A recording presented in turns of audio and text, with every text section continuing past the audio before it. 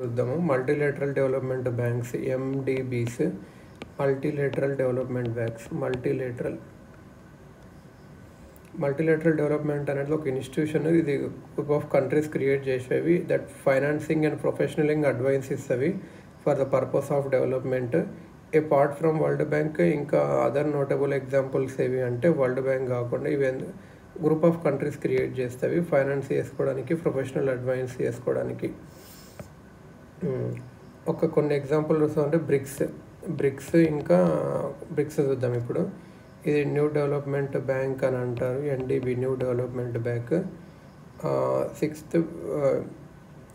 ఎక్కడ స్టార్ట్ అయిందంటే 6th bricks summit జరిగింది కదా, బ్రిక్స్కి సంబంధించింది న్యూ డెవలప్మెంట్ బ్యాంక్.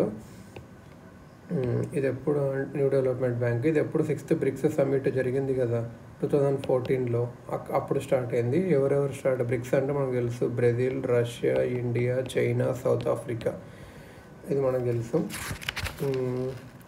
ఈచ్ ఒరిజినల్గా 20% షేర్ హోల్డింగ్ ఒకరొకరు 20 వేసుకోవాలి అట్లా అనుకున్నారు.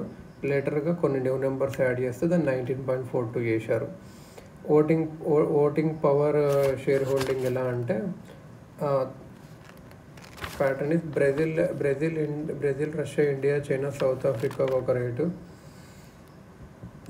Brazil, Russia, India, China, South ఆఫ్రికాకు దీనికి 19.4. బంగ్లాదేశ్ని కూడా తర్వాత యాడ్ చేశారు. బంగ్లాదేశ్కి ఒక 1.83% ఇచ్చారు. యూఏకి కూడా 1.08%. ఉరుగ్వే ఇంకా ఈజిప్ట్కి కూడా కొద్ది ప్రాస్పెక్టివ్ నెంబర్స్గా ఇచ్చారు. ఆ ప్రాస్పెక్టివ్ నెంబర్స్గా యాడ్ చేశారు, బట్ షేర్ హోల్డింగ్ లేదు. అన్ని మెంబర్స్ ఆఫ్ యునైటెడ్ నేషన్స్ ఈ నెంబర్స్ అవ్వచ్చు, ఈ bank numbers.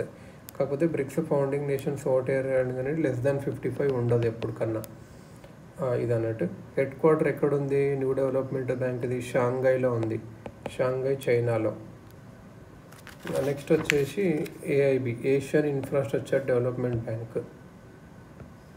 AIIB, Asian infrastructure investment bank. ఇది 2015 ఆ టైంలో స్టార్ట్ అయింది. మన చైనా, ఇండియా, యూకే, స్విట్జర్లాండ్ ఇంకా 100 నేషన్స్ ఉన్నాయి. మెయిన్గా చైనా, ఇండియా, యూకే, స్విట్జర్లాండ్ ఇంకా 100 నేషన్స్ ఉన్నాయి ఇప్పుడు. సో ఇది అన్నట్టు చైనా, ఇండియా, యూకే, స్విట్జర్లాండ్ అయినా. ఇది షేర్ క్యాపిటల్ కాంట్రిబ్యూటెడ్ బట్టి ఉంటుంది. చైనా 27% ఉంది, చైనా. ఇండియా 7% ఉంది. ఏషియన్ కంట్రీస్ 75% టోటల్గా ఉంటుంది. 25% నాన్ ఏషియన్తో. దీని హెడ్ క్వార్టర్ ఎక్కడ ఉంది అంటే ఏషియన్ ఇన్ఫ్రాస్ట్రక్చర్ ఇన్వెస్ట్మెంట్ కూడా చైనాలోనే ఉంది, బీజింగ్లో ఉంది. బ్రిక్స్ నెంబర్స్ ఇంకా ఏం చేశారంటే బ్రిక్స్ నెంబర్స్ ఒక $100 billion BRICS contingent reserve agreement పెట్టుకున్నారు మెంబర్స్ని బీఓపీ క్రైసిస్కి హెల్ప్ చేయడానికి.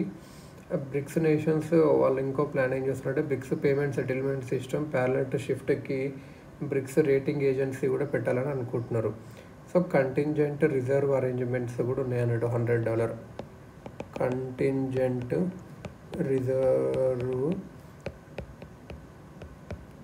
అరేంజ్మెంట్స్ ఇది అన్నట్టు.